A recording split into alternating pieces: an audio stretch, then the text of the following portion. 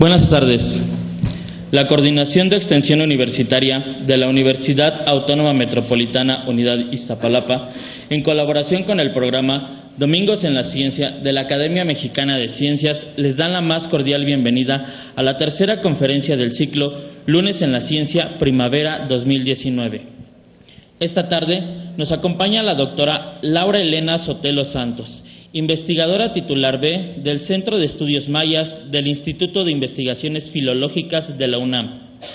La doctora Laura estudió la licenciatura en Historia, la maestría en Historia de México y el doctorado en Estudios Mesoamericanos en la Facultad de Filosofía y Letras de la Universidad Nacional Autónoma de México, obteniendo mención honorífica en los exámenes respectivos y la medalla Alonso Caso otorgada por la UNAM, como la estudiante más distinguida en el doctorado en Estudios Mesoamericanos en 1998.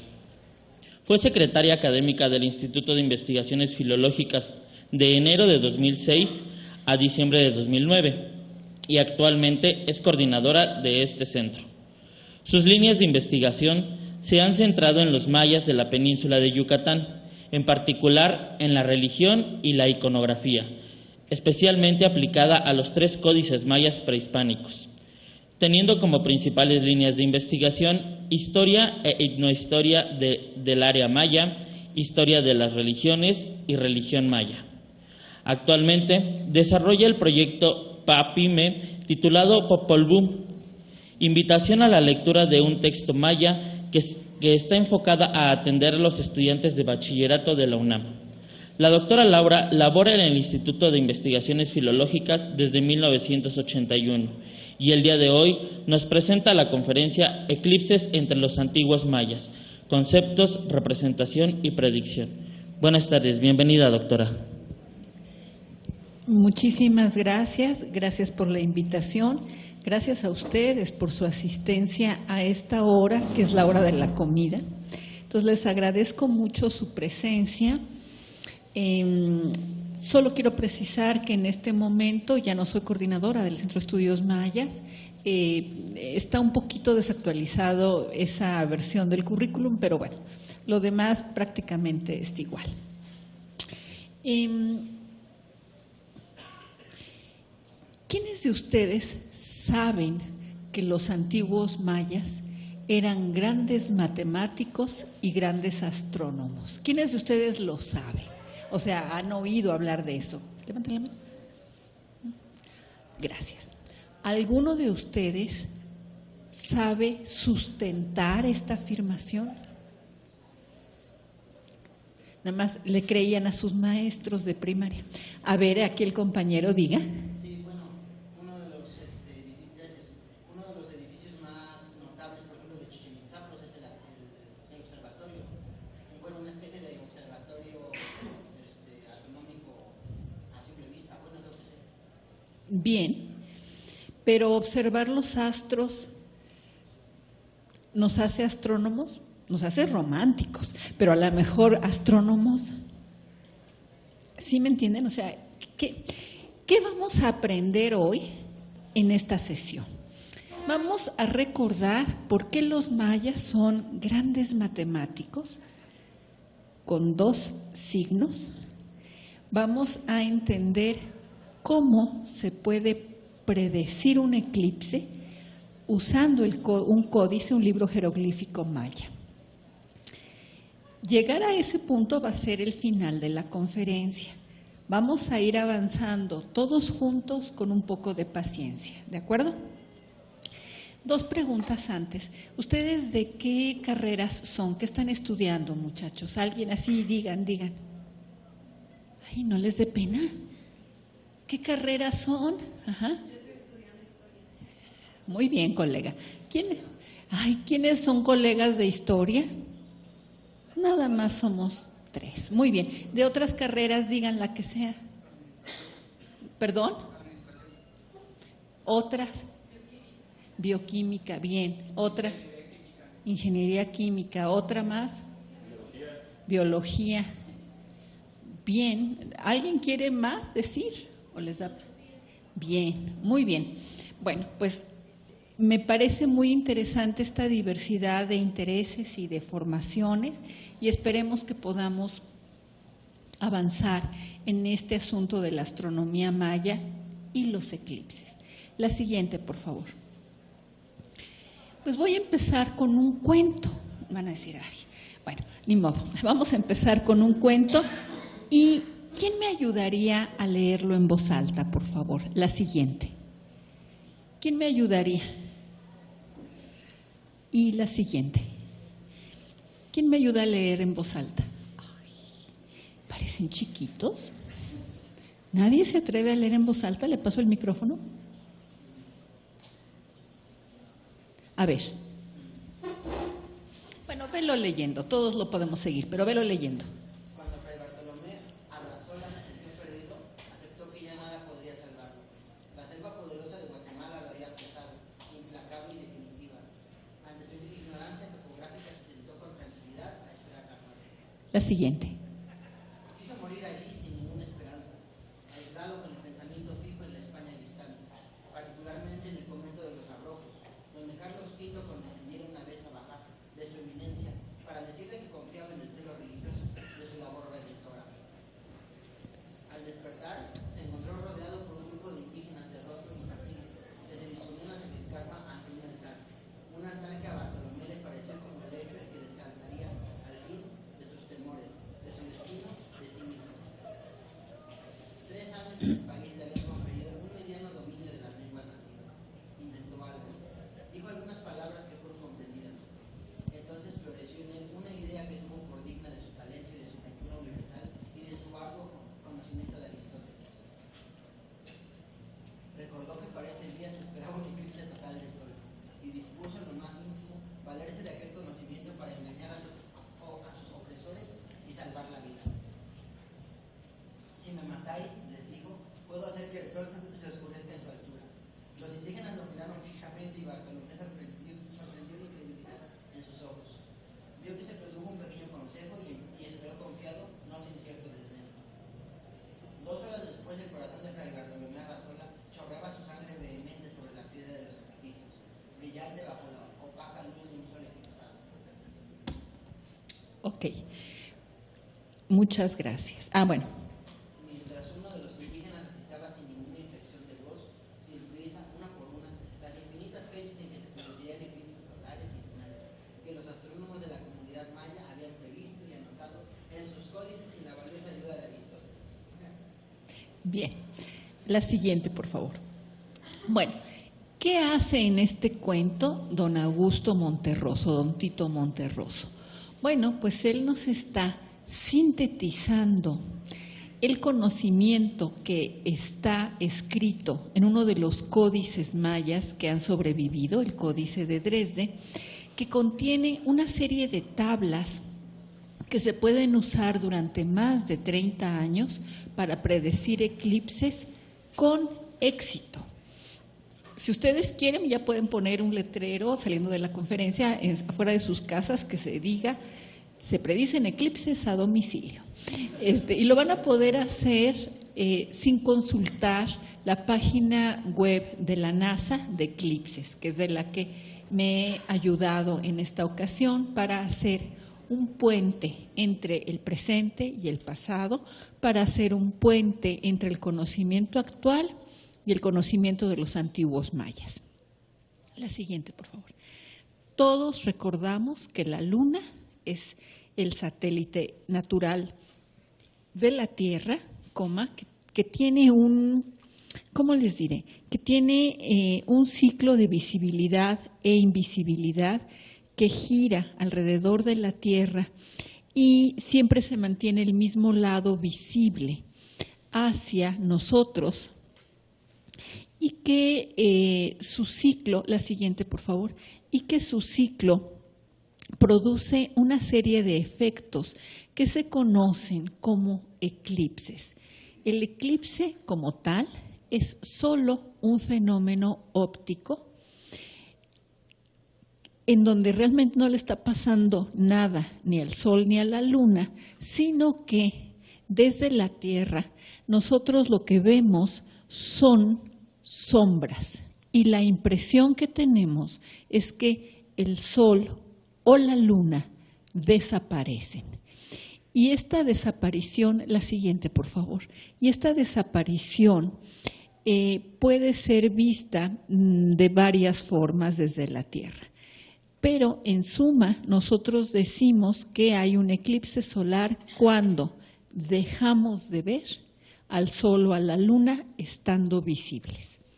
Simplemente, esto es geografía de primaria. La anterior, un segundo.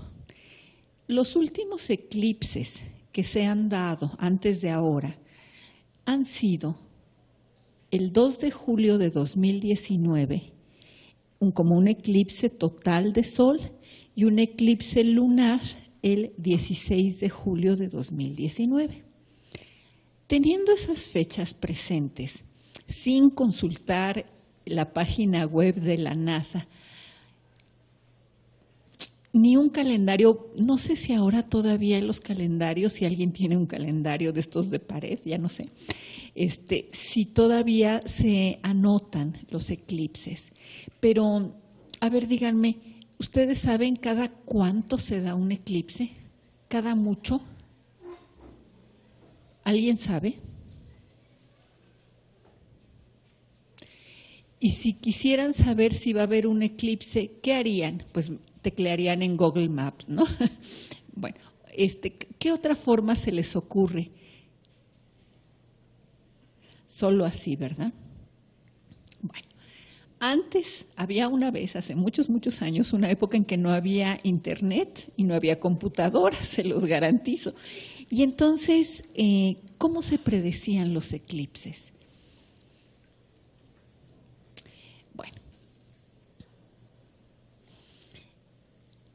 La NASA señala que el siguiente eclipse de Sol va a ser escribí mal, 26 de diciembre de 2019 y el siguiente de Luna va a ser el 10 de enero de 2020. Cada medio año, cada 6 meses aproximadamente, ocurre un eclipse. Me van a decir, ¿y por qué no los vemos? Porque no todos son visibles desde este lugar del mundo. Obviamente, la mayoría de los eclipses ocurren sobre el mar. ¿Por qué? Pues porque la mayor parte de la Tierra es mar, es agua. Entonces, pero de todas maneras vamos a ver la siguiente, por favor.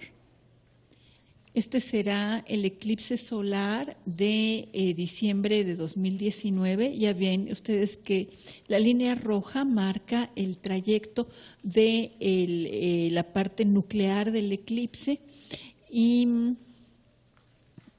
bueno, pues va a ser visible en Asia, pero sobre todo en el mar, en el Océano Índico y esta zona. La siguiente. Y el siguiente eclipse de luna tienen esta especie de recorrido ondulante sobre la superficie terrestre y va a ser visible en algunas partes de África y de Australia. Entonces, aunque nosotros no los veamos, los eclipses existen como juegos de luces y sombras. Las siguientes. Bueno, después de esta introducción vamos a ver qué entendemos por astronomía maya. Esta es una idea que ha sido muy desarrollada desde el siglo XIX. Desde el siglo XIX que se entendieron algunas de los escritos jeroglíficos mayas y en un momento en el que el romanticismo estaba en auge, se comparó a los mayas con los egipcios y se encontraron paralelismos reales, sorprendentes, de altas civilizaciones, en donde, entre otras cosas, había un sistema matemático que permitía escribir los números hasta el infinito y registros calendáricos muy, muy sorprendentes. Vamos a ver la siguiente. Pero tengo que decirles que la astronomía maya es una astronomía sin telescopios. Es decir, es una astronomía, como le llaman los astrónomos, a ojo desnudo, es decir, a simple vista. Y sobre todo es una astronomía de horizonte, que marca en el horizonte una serie de fenómenos astrales, más que astronómicos. Tres son los ejes fundamentales de la astronomía maya. El Sol, que es el astro que en todos los tiempos y en todas las latitudes ha medido nuestro transcurrir. Todos nosotros, todos los humanos, medimos el tiempo en días y en años. Todos, en todas las épocas, a lo largo de toda la historia. Y por eso el sistema calendárico tiene como eje la duración del año solar, la duración aparente del año solar de 365 días. La siguiente, por favor. La luna rige todos los ritmos de fertilidad y es un astro que llama mucho la atención porque aparece y desaparece igual que el Sol, pero a otro ritmo, tiene otros ritmos y como todas las mujeres sabemos, rige los ciclos femeninos en un porcentaje muy alto. Es la base del calendario mensual. Nuestros meses pues no son de 29 días y medio, son de 30 y algunos de 31 por razones históricas, pero digamos lo común es que sean meses de 30 días.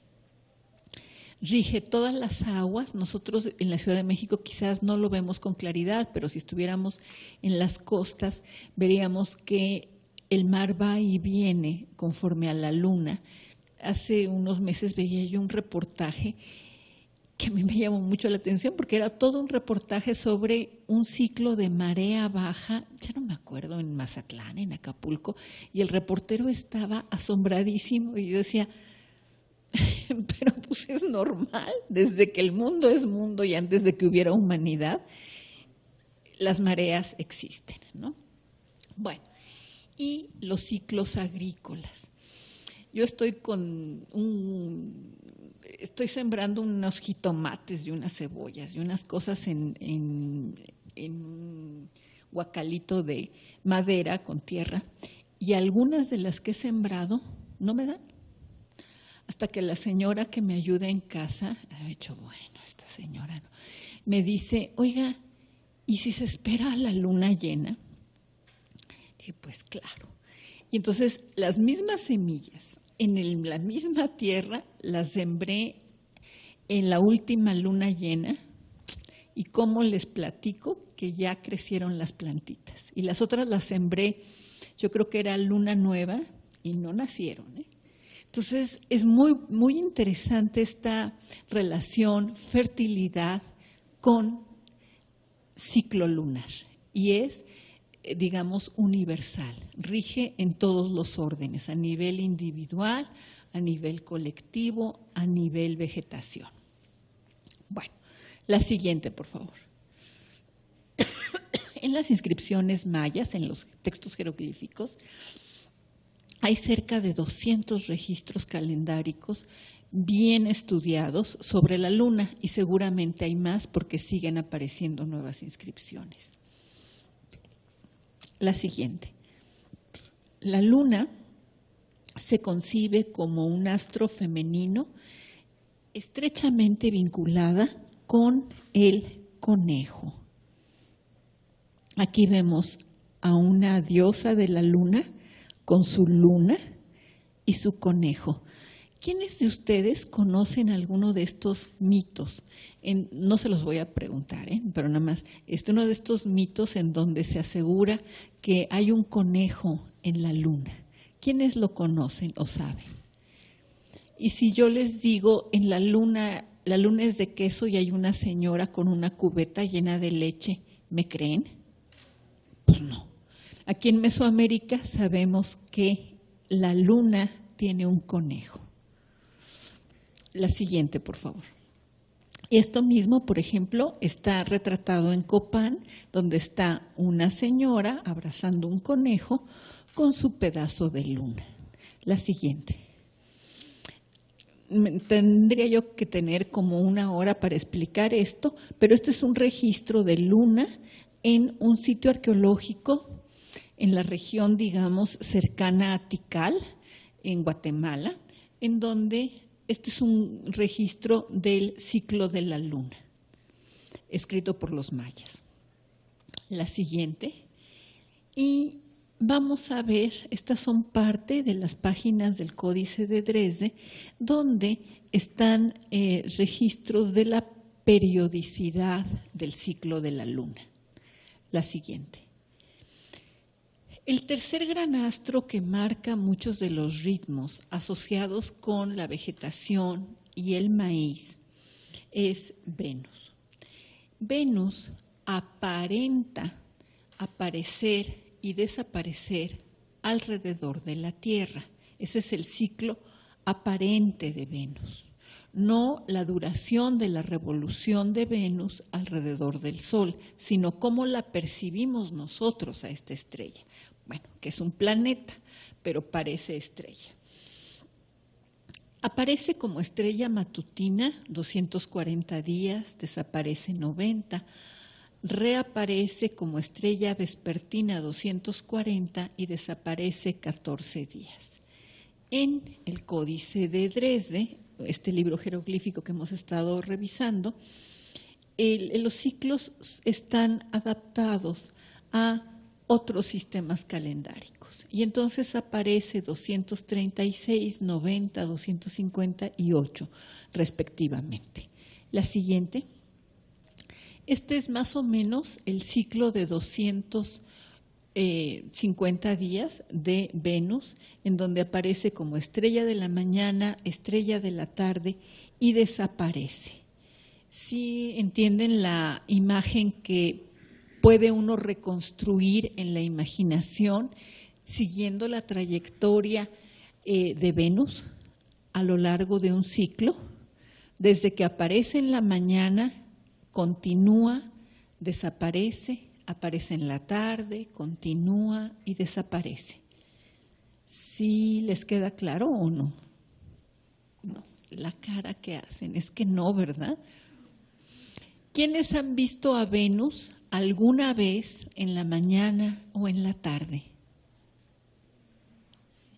Es una estrella muy impresionante, ¿eh? Nada más una persona, o 2, ay, bueno, 3. Tarea para los siguientes años, aunque yo pasen décadas y no los vuelva a ver, observen el cielo, observen en la mañana y en la tarde. Es un astro muy bello. Por algo le dicen Venus como la diosa de la belleza, es bellísima Venus.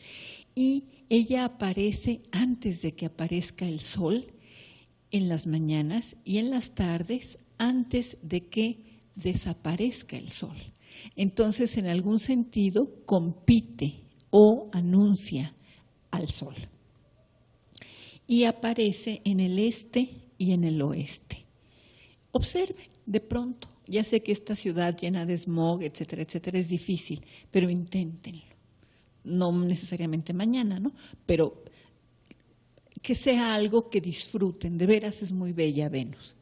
Bueno, la siguiente. ¿Cómo conocemos nosotros la astronomía maya? ¿De dónde decimos que lo conocemos? Porque seguro son inventos. No. Tenemos datos documentales porque los historiadores y los arqueólogos trabajamos con evidencias documentales sobre todo. Tenemos, como decía su compañero, arquitectura de mampostería prehispánica que nos muestra la actividad de observación de los astros. Textos escritos en jeroglíficos sobre piedra, madera, concha, jade, hueso, madera. Entonces tenemos muchos textos jeroglíficos. Tenemos solo tres fragmentos de libros en donde se registran hechos astronómicos y textos en caracteres latinos. Vamos a revisarlos muy rápido, muy rápido, antes de entrar a la predicción de eclipses. La siguiente, por favor. En arquitectura hay un conjunto de estructuras de pirámides que llamamos arquitectura calendárica. Esta arquitectura calendárica hace las veces de un calendario si uno se sienta a observar las estructuras.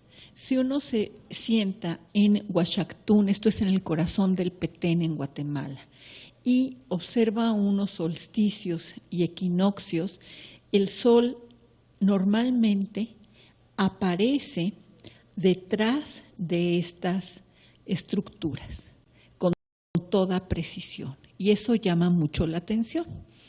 La siguiente.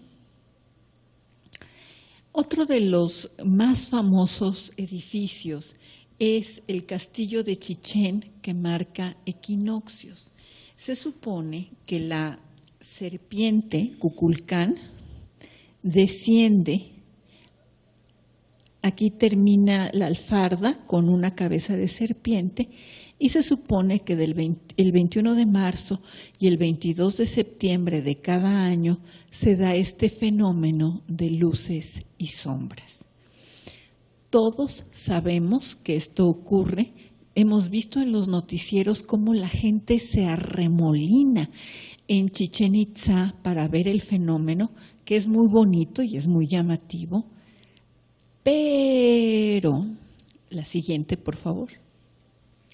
¿Qué creen? Se ve durante casi 3 meses ese fenómeno. Entonces no está marcando el equinoccio, sino es probable, muy probable, que sea casualidad y que esto sea una sobreinterpretación de la arquitectura maya, de este edificio.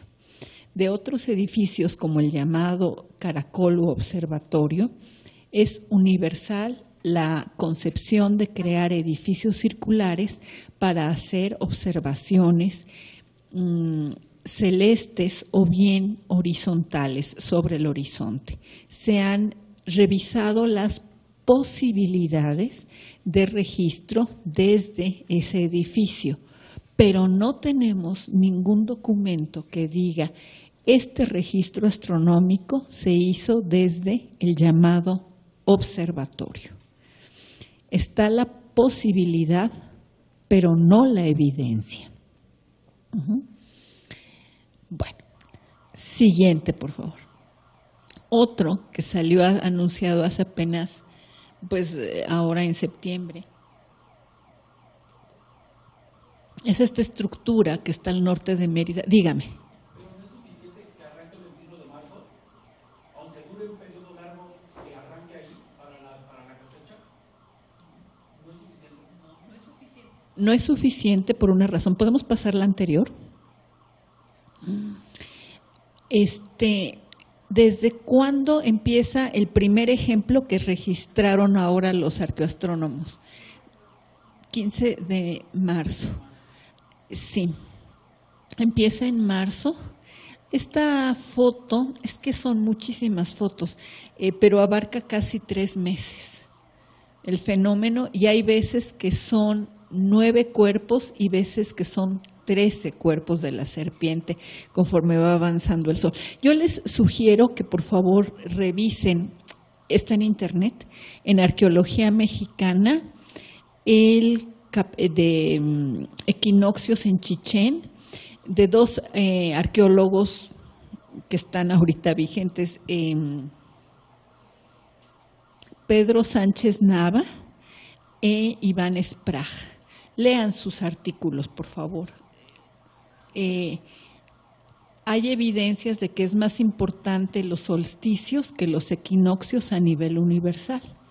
El equinoccio sería el equilibrio entre el día y la noche, mientras que los solsticios pueden marcar más bien los principios de las lluvias y de las secas. Eso sería otro marcador calendárico.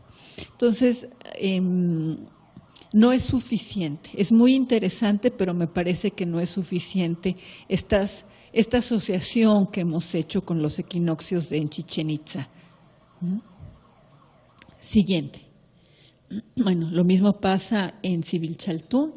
La siguiente. Y hay textos epigráficos muy interesantes, como el siguiente, por favor. Hay un sitio en Guatemala que se llama Xultún, en donde adentro de la casa de lo que pensamos que es un escriba, hay 3 inscripciones asociadas con el sistema calendárico, con Venus y con la Luna. Vamos a ver la siguiente. Estas son, bueno, algunas, esto es parte de la inscripción. La siguiente.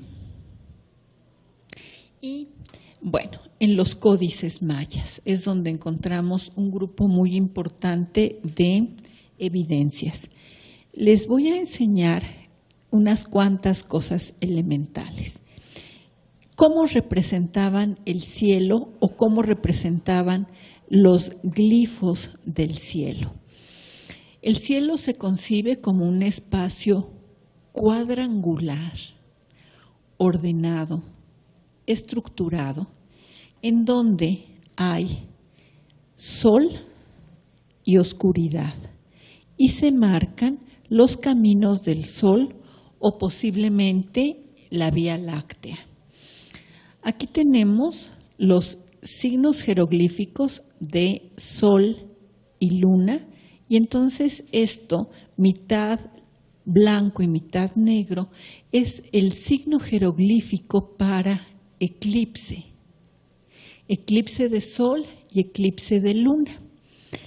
Y aquí abajo está un personaje cayendo, descendiendo, echándose un clavado, desde una plataforma de clavados, desde un eclipse de sol y de luna. Estas son las piernitas del personaje, estos son sus bracitos, y en vez de cabeza tiene el signo de Venus, de la estrella. Venus, que está en los 4 rumbos, visible e invisible, es una personificación, digamos, un ser con voluntad que desciende del cielo. La siguiente, por favor. ¿Qué son los códices mayas? Nosotros les llamamos libros jeroglíficos. Son tiras largas de papel que tienen cubiertas de madera y que están plegados como biombos. Sabemos que eran usados por los sacerdotes o sacerdotisas. Aquí vemos a esta sacerdotisa con su códice sobre sus piernas. Sí lo distinguen, ¿verdad? Doblado así. Y la siguiente. Sabemos que tenían tapas de madera recubiertas de piel de jaguar. Entonces, si nosotros vemos un códice de perfil, era así, y su tapa es como si se levantara la primera hoja. Así es como los representan los propios mayas. La siguiente, dele a varias, así, Sabemos que existían bibliotecas completas. Sabemos que diversos factores terminaron con las bibliotecas en el México antiguo y únicamente se conservan 15, quizás 12 manuscritos jeroglíficos prehispánicos. Imagínense ustedes qué tragedia tenemos como humanidad y como mexicanos al únicamente conservar una docena de libros sabiendo que había bibliotecas enteras. Y de estos libros hay otra tragedia peor. Los códices mayas que sobreviven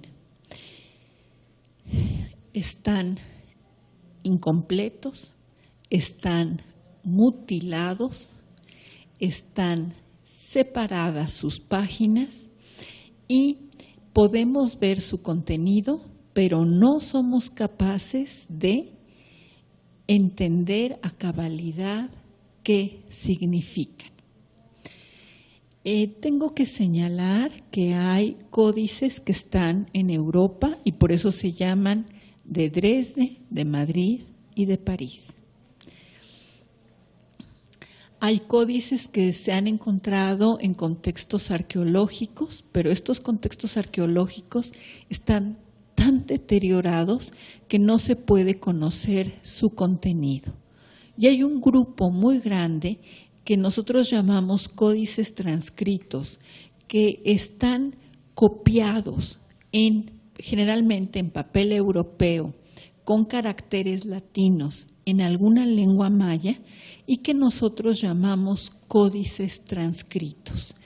Ejemplo, hay dos que seguramente han oído hablar.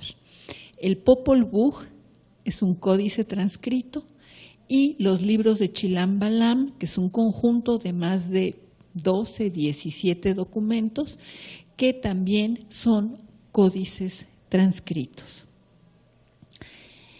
El códice de Dresde está en Alemania, el de París en Francia y el de Madrid en España. El Instituto Nacional de Antropología e Historia el año pasado publicó un libro titulado El Códice Maya de México antes Grolier. El Instituto Nacional de Antropología e Historia asegura que es un cuarto códice maya. Personalmente considero que es un documento de reciente factura. Esa es mi opinión personal, pero se los tengo que decir a ustedes. Bueno, perdón, esa no sé por qué está ahí esa transparencia. Bueno, seguimos. ya sé por qué. Bueno, aquí tenemos un fragmento del Códice París. Vean qué deteriorado está. La siguiente. Y el Códice de Dresde y el Códice Madrid, en donde ya podemos nosotros reconocer, ayúdenme a ver, ¿qué es esto? Cielo, ay, qué bueno. Oigan, ¿y aquí qué vemos? Eclipses, ajá. Y si nosotros nos dedicamos un ratito más, vamos a poder empezar a identificar. Por ejemplo, ayúdenme a pensar, ¿esto qué creen que sea? ¿Qué es? El signo del sol. El glifo del sol. La siguiente, por favor. Bueno, estos son los textos coloniales transcritos. Este es el Chilam Balam de Ixchil.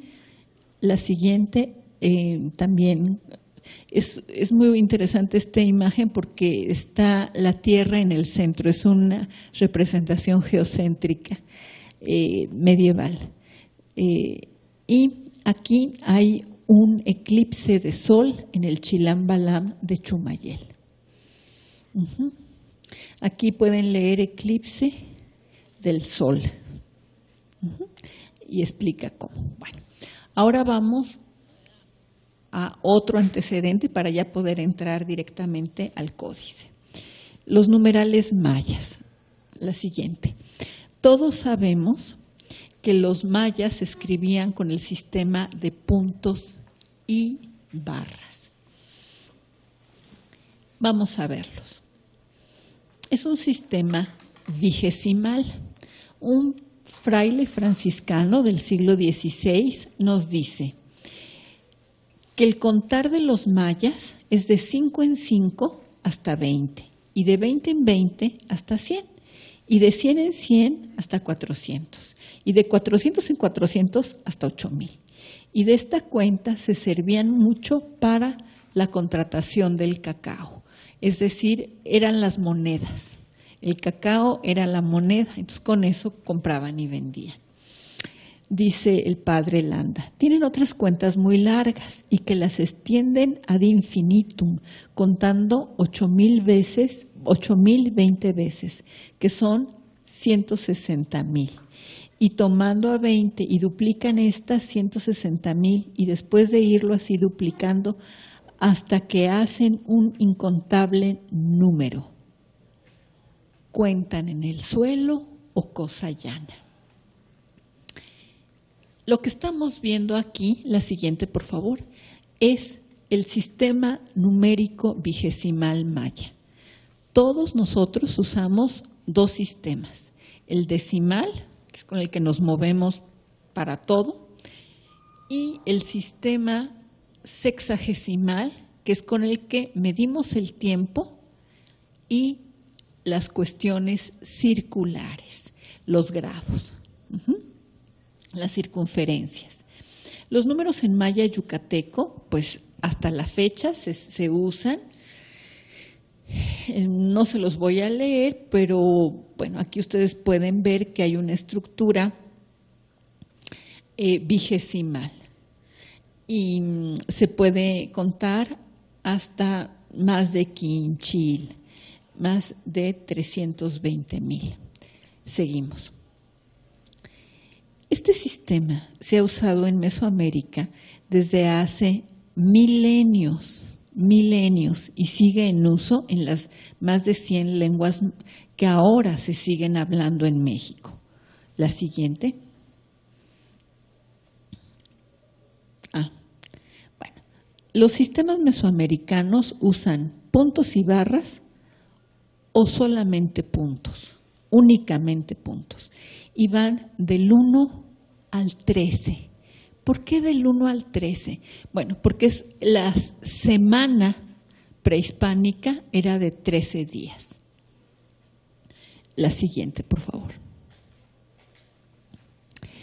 Todas las numeraciones que conocemos, todas en el sistema maya, son calendáricas. No hay un solo registro no calendárico. Y en este contexto existe el cero. Los mayas fueron el primer pueblo en la historia de la humanidad que crearon el cero. Esta es la forma de representarlo como una concha de caracol de mar. Se piensa que algún sacerdote desarrolló el sistema de anotación de puntos y barras con el cero. La siguiente. Estas son las formas de representar los números, con puntos y barras, con esto que se llama variantes de cabeza y estas que se llaman variantes de cuerpo entero. Y necesitaríamos casi una clase para dedicarnos a leer estos glifos, pero se pueden aprender en una clase, tampoco es que sea.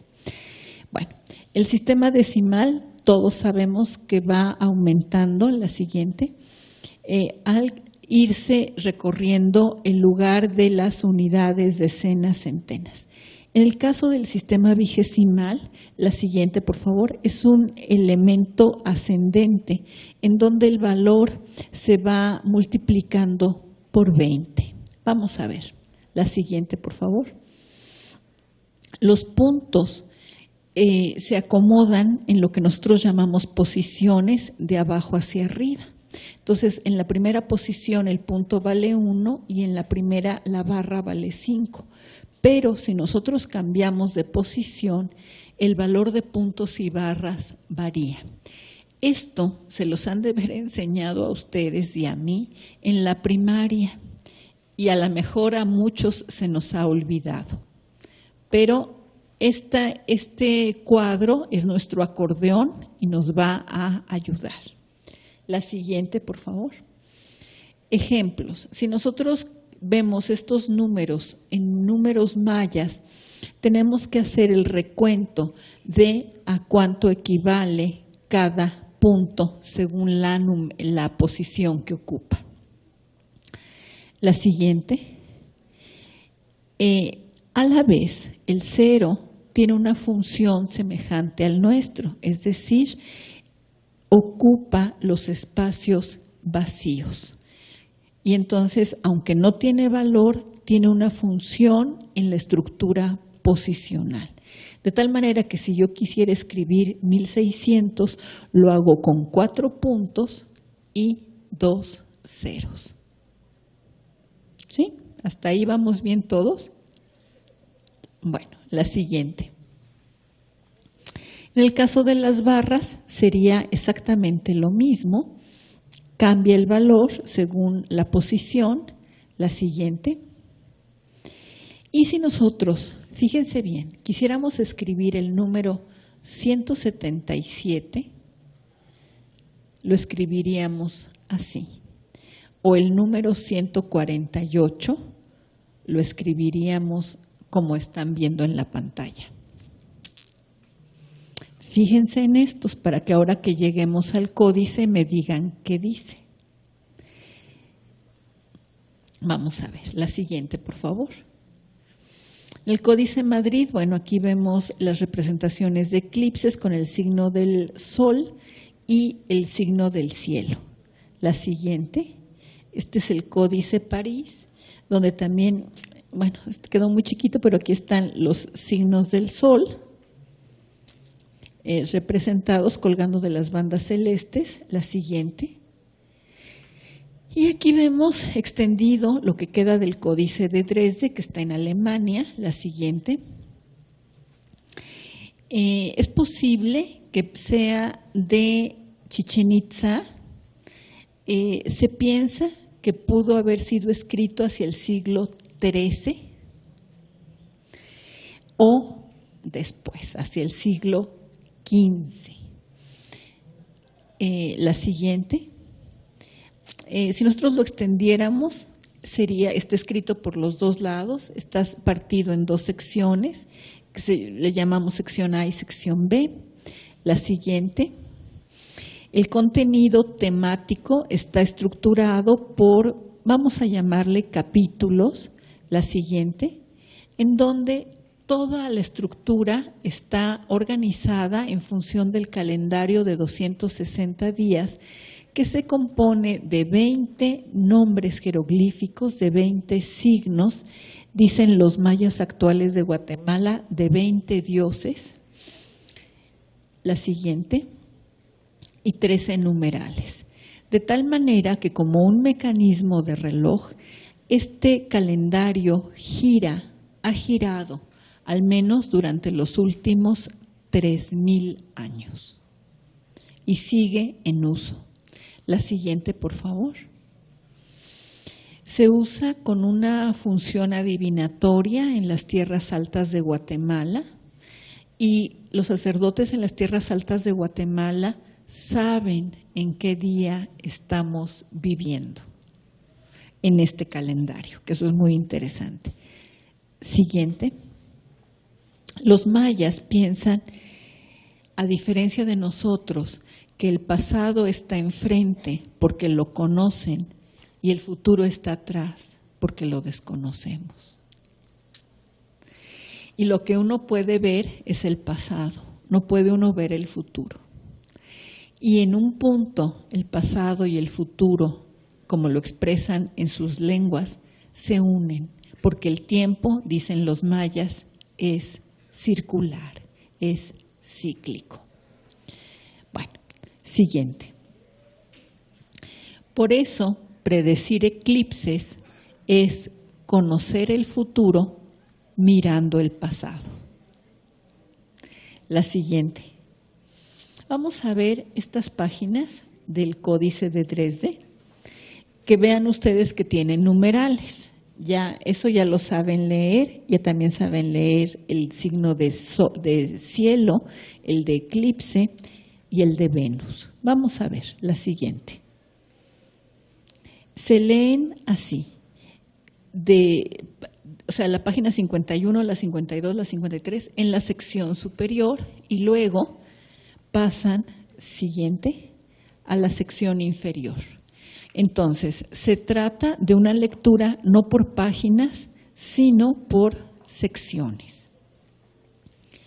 La siguiente, por favor. ¿Qué contienen las tablas de eclipses? Vamos a ver, la siguiente. Hasta ahí. Ahí estamos viendo en azul los augurios, es decir, las predicciones. En rosa, la acumulación de periodos. La siguiente, por favor.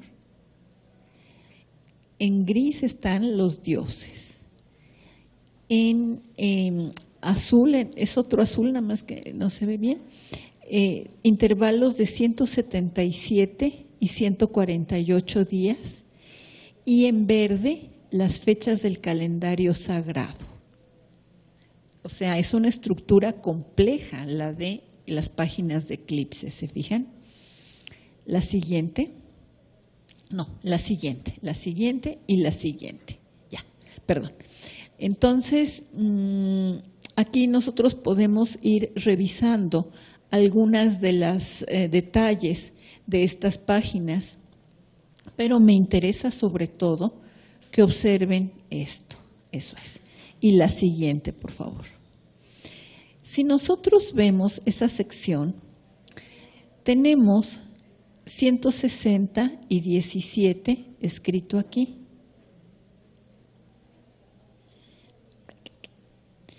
Y aquí 148. La siguiente. La siguiente.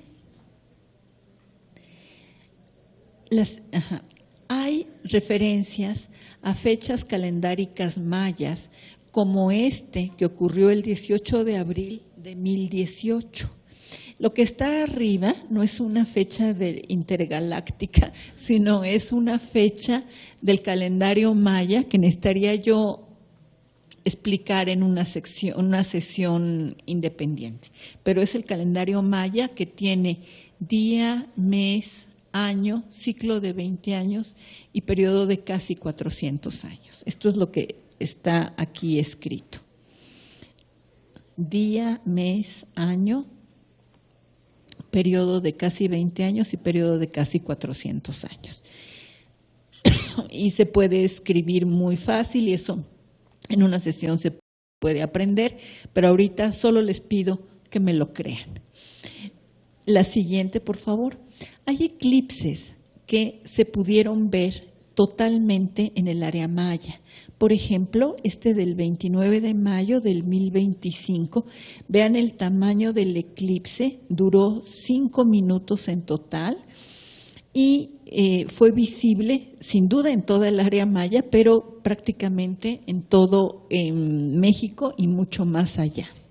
La siguiente, por favor. O este otro de 1039, que seguramente fue visible en su totalidad en el área maya, aunque la mayor parte del eclipse, como les decía yo, transcurrió sobre el océano. La siguiente. Esta es una tabla de eclipses que se pudieron ver en el área maya desde el siglo V después de Cristo. La siguiente. Y hay un ciclo que se conoce desde la época babilónica que se llama ciclo Saros. El ciclo Saros es una duración de 6.585 días y es un ciclo que muestra la periodicidad del fenómeno, no la causa. La periodicidad del fenómeno de los eclipses visibles obviamente desde la Tierra.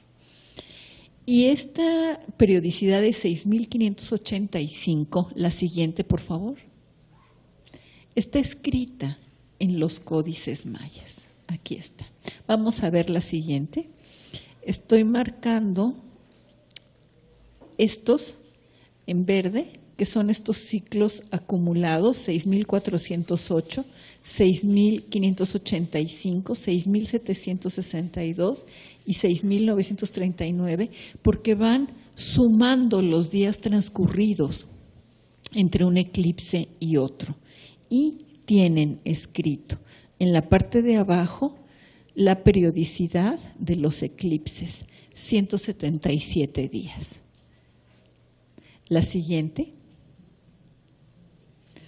Entonces, en el Códice de Dresde está, igual que en muchos otros registros históricos antiguos, la periodicidad del ciclo Saros.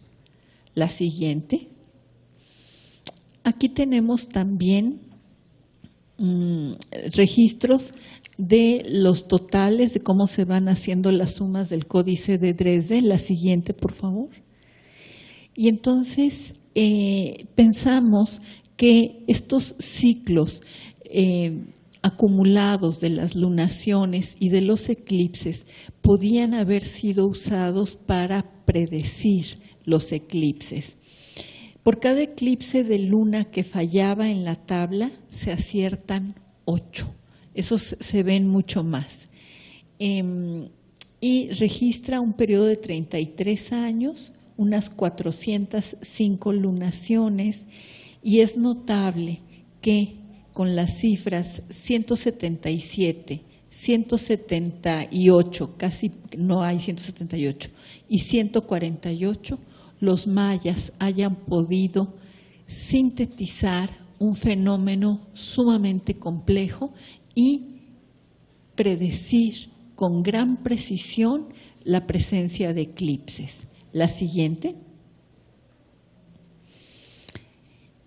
Tenemos que decir finalmente que la astronomía maya, en cuanto a sus fines, es astrología. Es decir, es una disciplina que se desarrolló para conocer las consecuencias de los hechos de los astros en la Tierra. Así es como ellos lo pensaban.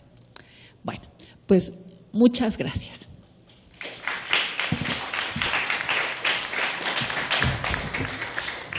Bueno, agradecemos la ponencia de la doctora Laura y a nombre del doctor Rodrigo Díaz Cruz, rector de nuestra unidad, hacemos entrega de su reconocimiento por la participación, un pequeño obsequio por su ponencia y nuevamente el aplauso de todos ustedes. Y si alguno de ustedes tiene alguna pregunta para la doctora, pues si todavía hay tiempo de parte de la doctora, con todo gusto podemos pasar a la sesión de preguntas. ¿Alguien tiene alguna duda? Sí, permítame tantito.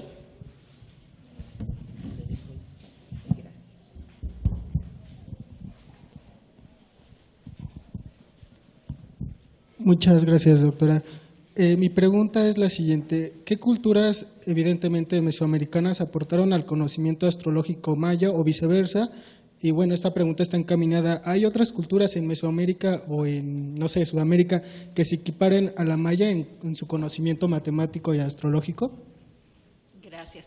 Bueno, pues la tradición maya es heredera de la tradición mijezoque de los olmecas. Es una tradición heredada. Y lo que los mayas crearon fue el uso del cero. Y eso les permitió crear un sistema vigesimal que permite escribir la cifra que sea.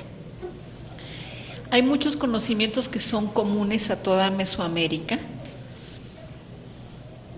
Hay predicción y anotación de eclipses en distintos códices y distintas inscripciones, pero algo tan concreto y con tantas páginas y con tantos registros como el Códice de Dresde o los registros de Xultún en Guatemala, no hay otra igual. ¿Alguna otra pregunta para la doctora? Sí.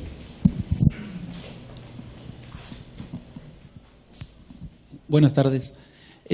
El número que presentó, el 6.300, ese es el tiempo que se necesita para que vuelva a pasar el eclipse por la región maya, por ejemplo. No, es el ciclo de 18 años de lunaciones en donde se presentan eclipses. Es un ciclo de eclipses acumulados. Se llama medio año eclipsal porque normalmente cada 6 meses se dan los eclipses. Y entonces este ciclo, Saros, igual que en la antigua Babilonia, que eran grandes astrónomos, lo que ofrece es la periodicidad del fenómeno. Y entonces el ciclo Saros lo que está representando es un periodo de 18 años en donde se vuelven a dar eclipses, no necesariamente en la misma región, visibles desde la misma región. Hoy desde la página de la NASA podemos ver la periodicidad del ciclo Saros, e incluso la NASA lo tiene registrado como ciclo Saros, y la visibilidad varía a lo largo de la Tierra. Sí, porque eso, pues, uno diría, bueno, pues me espero cada 18 años y veo el fenómeno. Sí, pero no está pasando por tu región. Así es. Y ahorita es muy fácil agarrar y investigar, ¿dónde está pasando el eclipse? Pero hace 10 siglos, o sea, ¿cómo podría registrar eso, no? Claro, implicó un sacerdocio fuerte, poderoso, dedicado de tiempo completo a eso. ¿Alguna otra pregunta?